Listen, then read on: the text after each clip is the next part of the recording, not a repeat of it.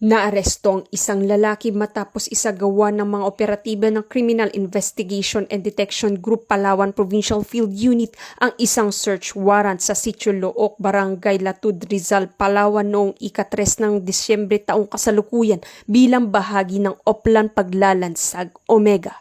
Katuwang ng CIDG Palawan PFU sa operasyon ang Rizal Municipal Police Station, Provincial Intelligence Team, Regional Intelligence Unit 4B at Provincial Government of Palawan Peace and Security Cluster.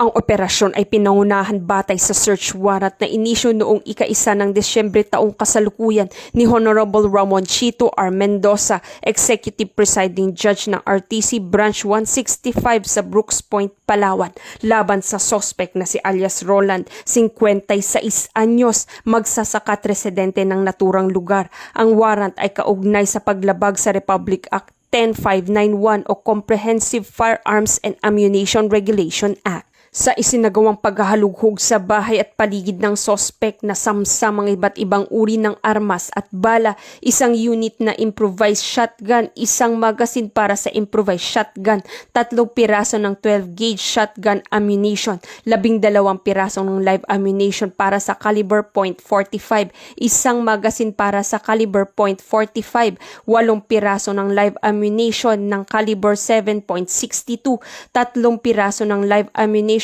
para sa caliber .38, isang piraso ng live ammunition para sa caliber 5.56, 3 piraso ng empty cartridge ng caliber 7.62 at 2 piraso ng empty cartridge ng caliber .45. Naisagawa ang operasyon ng mahinahon at alinsunod sa batas sa presensya ng sospek at mga itinalagang saksi mula sa Barangay Latud, Rizal, Palawan.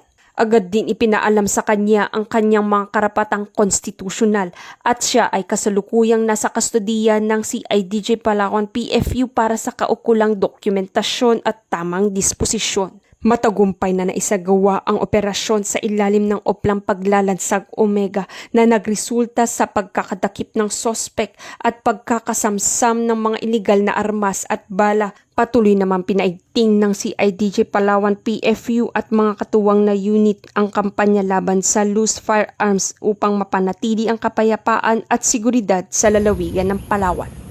Mula dito sa Calapan City, Oriental, Mindoro, ako ang inyong PNN Correspondent Patrolwoman Eloisa Joy Beredo, alagad ng batas, tagataguyod ng Balitang Pulis.